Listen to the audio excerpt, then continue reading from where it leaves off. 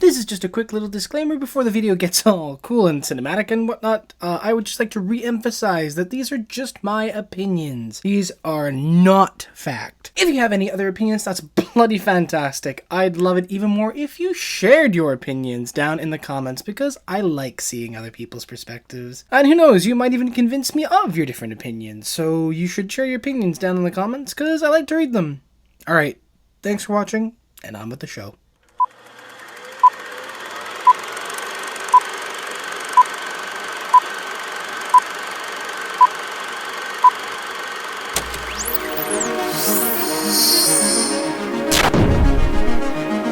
Gentlemen, my name is Ethboi Plays, and welcome to what was supposed to be the first episode of Ethboi's Reviews, where today we're going to be reviewing the Mario Kart 8 Booster Course Pack, which I absolutely 8 million totally didn't pre-order as soon as it was available to be pre-ordered.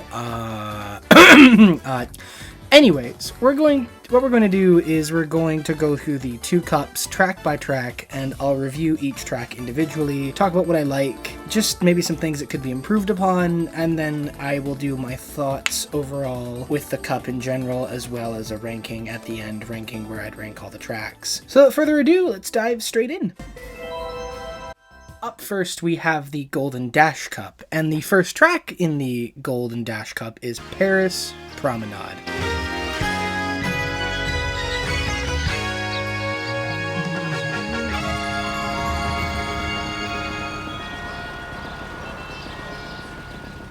Full disclosure, I didn't bother with Tour because Tour had dumb gotcha mechanics and was just the poor quality that is Mario Kart on a mobile phone, and it is just... ugh, it's just stupid. It's just so stupid when you know we live in a day and age where you could just bring the Switch with you and you could play Mario Kart on it. Like, Mario Kart on your phone was just a dumb idea in general. So I was really pleasantly surprised when this track appeared and it was like a certified banger. I don't know what I love more about this track. It's like, I can't decide. Do I love its unique design or do I love its aesthetic? It's...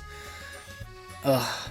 Like, the music not only sells this piece, but it just makes this track feel so much more lived in. Which is the point, considering Tour's whole concept was, let's make real-life Mario Kart tracks. But I love the design, and I love how many shortcuts there are. And I think my favorite thing about this track is the twist on lap 3, where you do the whole course in reverse. Like, I vividly remember on my first time playing through, I was like, oh shit, course is in reverse now, oh my god, wow.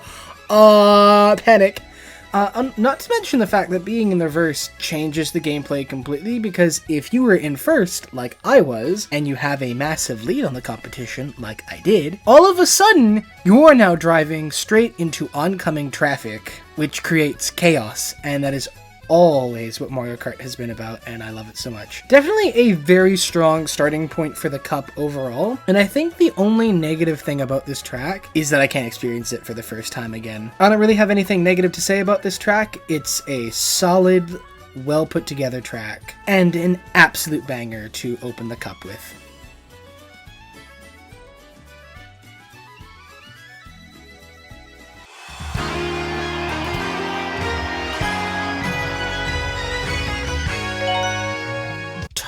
Circuit is an interesting decision for the cup. Let's start with what I like about the track. I played a lot of Mario Kart 7 as a kid on my 3DS. So I've got lots of fun memories of this course. And it's translated really well into 8. I think it's tons of fun drifting around the corners and going off the glider launch point over the bridge. And while it may be simple in design, it really does a good job of showcasing how neck and neck races can be sometimes. Because while yes, this is a course that is super simple, it just means it's an open playground for a lot of skilled players to go ham and let themselves loose on. And it can create a lot of interesting scenarios. So that's definitely a plus for the course. Music's great as always. Love hearing the live band play what was originally a very synthy, bit compressed 3DS song be played by a live band is so cool. That was just lovely to hear. But that's all I can really say about the track that's positive. Let's get into what I don't like. I think my main issue with this pick isn't necessarily the track itself, it's more so the placement of it. Like, I don't know why Nintendo thought it would be a really good idea to have the banger that is Paris Promenade followed up by a track that was originally the first track of the first cup that you played in Mario Kart 7. And this is nothing against the track, it's definitely well designed for what it's meant to do. It teaches you the mechanics, it teaches you how the game works, and it gives you a kind of feel for what the game has in store, but the problem with that is Nintendo basically did a lovely kind of complex level and then followed it with a tutorial level, which I mean isn't bad, but it definitely makes the track feel weaker overall in comparison to its peers. Like, I think my overall enjoyment of this track would have been much greater if it came first, because it's really jarring to go from a lovely, realistic, like, high-quality track like Paris Promenade, and then to a tutorial level. And I unfortunately, I have to say this is probably the weakest track of the cup. Overall, still a good track, but I think if I could describe it in one word, it would be comfy. It's a feel-good course, but overall, mid-tier. It needed to be first in the cup.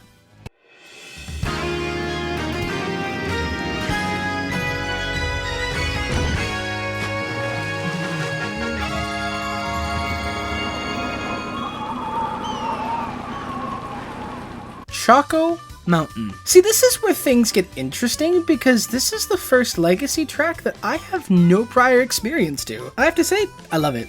I think the music's great, reminds me a lot of Wario's Gold Mine, and it's my headcanon that the Choco Mountain area is where Wario has built his gold mine. And the stage hazards with the boulders falling down from the mountain is super cool. I wish more stages had like environmental hazards. Like, I think my favorite part of the track is it's definitely the end where you've drifted up the mountain and you come over the hill and you have to go into another really tight drift and followed up with an even tighter drift. Like, it's really well designed. Like, it's so much fun. Again, I don't have anything too harsh to say about it, really. Overall, it's just a solid track. I think its placement's good. I'm obviously assuming it's an upgrade from the original, because the original was released on the N64. It's really cool to see something that was released in the 90s just be remade modernly, and it looks pretty good overall. Here it is. The one you've all been waiting for. Coconut Mall.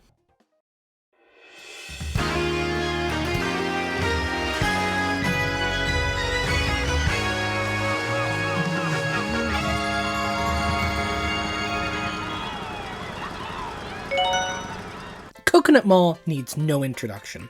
I have a lot of fun memories of this course because Mario Kart Wii was my first Mario Kart game, true and proper. And this course was always just so chaotic and fun. It was filled to the brim with personality and stage hazards, coupled with a banger of a soundtrack. This is easily the highlight of the cup, and Nintendo knows that. That's why this puppy was in all of the marketing. It's why the Coconut Mall theme is the most commonly associated with the trailers. It's because everybody and their grandma should know Coconut Mall. That being said, while this is an absolute gem of a course, and I'm really excited that they are bringing back old Mario Kart Wii tracks because I love that game and I wish they'd just remaster it, I've got some issues for it. For starters, this change that was introduced in Mario Kart 7, but I'm not a huge fan of, is that the escalators now have arrows telling you which direction they're facing, which A, made them easier, and B, just made them glorified conveyor belts. And I really don't like that change, because I loved in the original how you had to memorize which one was which, because it added a whole new layer of strategy and can add chaos to the mix. And now in Coconut Mall, when I'm stupid and drive up the wrong conveyor belt, I feel even dumber, because it was clearly marked that I wasn't supposed to drive up it. Another thing I'm not a huge fan of, the parking lot. I don't know why, but for some reason it's shorter, which is problematic because it makes the track feel shorter because the parking lot's been shortened, making that hectic zip to the end not nearly as heart-pounding or adrenaline-inducing as it used to be. Furthermore, the fact that they took away the only challenge of the course by removing the cars moving back and forth in the parking lot, and instead having two stagnant cars just blocking the way is a bummer. Because while it may seem unfair that the races were decided by whether or not you timed your sprint through the parking lot correctly, That's what made the track memorable. Like, I can describe to you in vivid detail the amount of times who won a race and whether or not it was determined by if you hit a stupid car or not. Also, if you run into the cars, you don't take damage. You just bang into them. And that's it. There is no, like, chaotic spin out or, like, really any penalty for hitting them. You just hit them and move on, and I really hate that. They also got rid of the boosters in the parking lot, which makes the drive feel even more anticlimactic. And they also shortened the parking lot from the exit of the mall to the turn-in of the parking lot, which, while not a huge deal, is off-putting and noticeable. And I've seen some people online complaining that the Miis made the personality of the mall, and the fact that they're not there kind of brings it down. But I don't know, I'm not too bothered by it. I kind of figured Nintendo was over the Miis, so I kind of saw it coming. Overall, I love this course. Perfect track to end on. While I dislike most of the changes made, I'm still very grateful we got this track in here. And I'm also still very optimistic to see what they'll do with adapting other Mario Kart Wii courses. Alright, I'll throw my rankings of where I'd rank each track on screen here.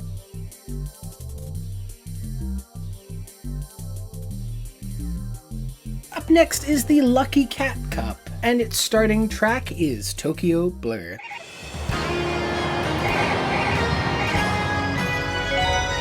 This track is kinda just a worse version of Paris Promenade.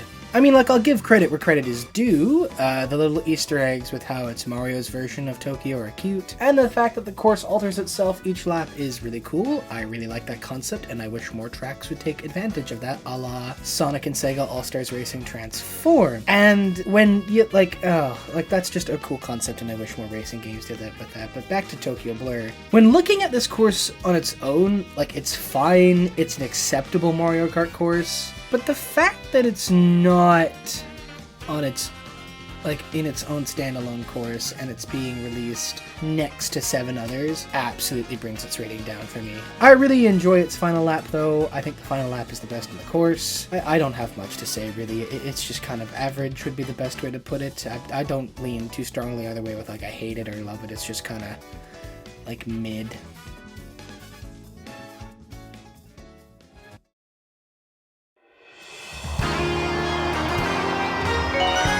Love it. Love this course. Shroom Ridge got multiple fond memories of this course. Because I also played Mario Kart DS when I was a little kid, so lots of fun memories of this course. Overall, this course is a solid, well put together course. It's one of my favorites from this cup because I love how drifting opportunities there were, and I always have loved stages where the obstacle is traffic, and I actually think this course is better than Toad's Turnpike. Moonview Highway is the best usage of chaotic traffic though, and you know what? Power move at me on this opinion. I don't give a fuck. I think my favorite part of this course is definitely the shortcuts. I love the pipe one. I can't remember off the top of my head if it was in the original course or not, but either way, it's a super awesome inclusion. Because you feel like such a badass when you pull it off. Hands down, my favorite part of the course. The fact that you have to come around this really tight drift and then have a mushroom on hand to boost off the edge of the mountain, like the cliff, and then get boosted on the oh, so cool. So cool. I don't really have any negatives to take away from this course. I've seen a lot of people online being like, oh, it's just bland, it's just a street. And I'm like, I don't know, I kind of like courses that are inspired by streets like Delfino Square, Toad's Turnpike, Moonview Highway, Shroom Ridge, Shy Guys Bazaar. I love kind of cups, tracks like that, you know? It's probably my second favorite of the cup so far. But yeah, overall, well put together track, and one of the highlights for me. Moving on.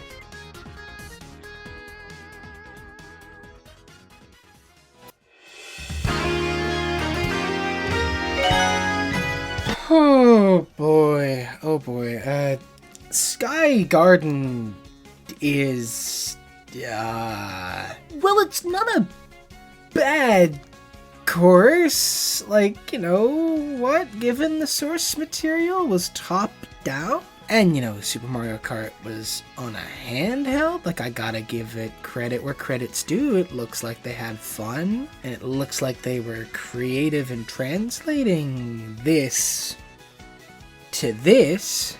Guys, this is just a Walmart Great Value Cloud Top Cruise. Again, it's like with Tokyo Blur. I don't have any negatives or positives, just a lot of like the shortcuts are cool and the aesthetics is nice. I don't know, man. It just really feels like they dropped the ball on this one. Like, this course just feels really uninspired, and like, it really feels like they could have picked a better track, like, especially when this is the track that leads up to the next one after. Like, overall, a very mid track. Definitely could have been skipped and should have had another track in there. Like, okay, my bias is definitely going to show here because all these suggestions are just going to be from Mario Kart Wii because that's the one I'm most familiar with. But like, better tracks to pick would have been like DK Summit, DK Mountain, Maple Treeway, Koopa Cape. You know, like if you're going for something that's whimsical and out there, how about an engaging course that's not this? You know? Like, any of these would have had the similar adventurous vibe that this track's trying to give off, but like, I don't know. I mean, looking at the footage of both the original and the port to Mario Kart DS, this is definitely the definitive version of the course, though. Giving credit where credit's due, it's definitely like the best way to play the course, and it definitely looks more inspired. But the fact that this is the most inspired it gets and it still feels pretty bland, I think just says a lot about the track overall. Definitely the lowest point of the cup for me anyway. Moving on.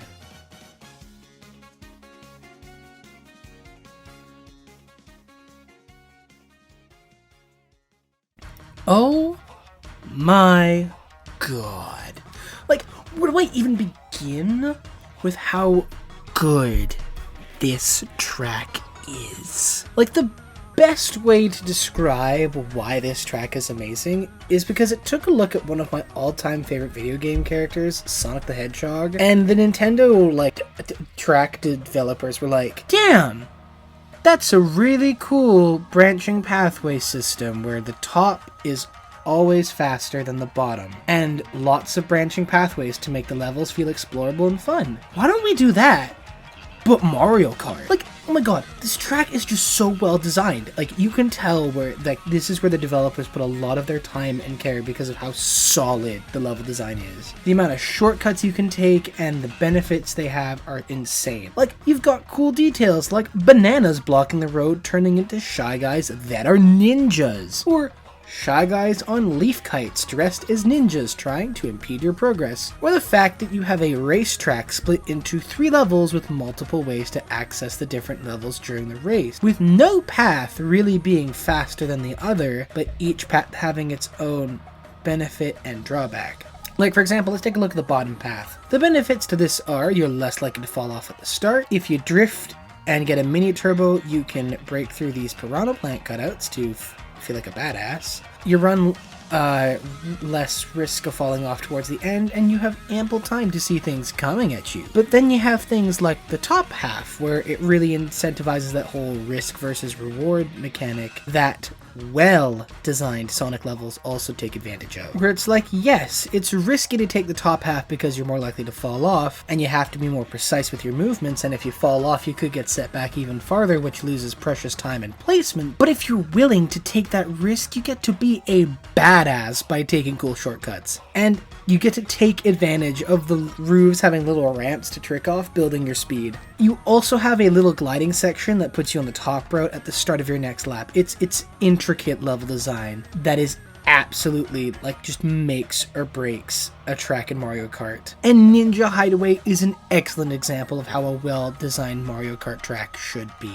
The only negative I think I have about this track is that there's not more intricately designed tracks like it. Like, my complaint is that Team Sonic Racing does not have a track like this. Overall, a phenomenal course. I really hope we get to see more like it in the future. Actually, I do have a complaint. I just found this out at the time of editing this, so this is post-edit, Ethan. What the hell do you mean this track came from Tour? Tour. Mario Kart Tour is where this puppy came from. Are you kidding me? My complaint is that this banger of a track came from a shitty mobile game, and it's not labeled on the thing. What the hell? What the hell? Overall, Ninja Hideaway is a fantastic course. I really hope we get to see more like it in the future. Here are the track rankings.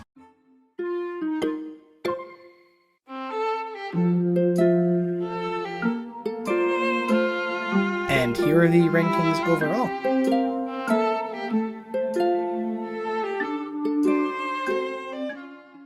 anyways, so that was my review of the Mario Kart 8 Booster Course Pack. I'm really excited to see what the second wave has in store whenever we get that. But yeah, if you want to see more content like this, comment down below what you'd like me to tackle reviewing next. The next item on my review list is the Sonic movie sequel. I am just waiting for the ability to buy it on iTunes first so I can then write down my thoughts on it before watching and write down my thoughts on it after giving it a second watch. Because a lot happened in that film, a lot of lore was dropped in that film, and I want to give it the respect and care it deserves. Yeah, I've got some gameplay stuff finally coming down the pipeline. I was going to release a Stanley Parable video, but at the time of recording this, I lost the first 2 hours of footage. So I'm now looking into buying a better capture card, because what the fuck. Anyway, so yeah, I'll have content coming soon, so make sure you stick around for that. Thank you all so much for watching. I love you all a lot. Stay tuned, and I'll see you on the next one.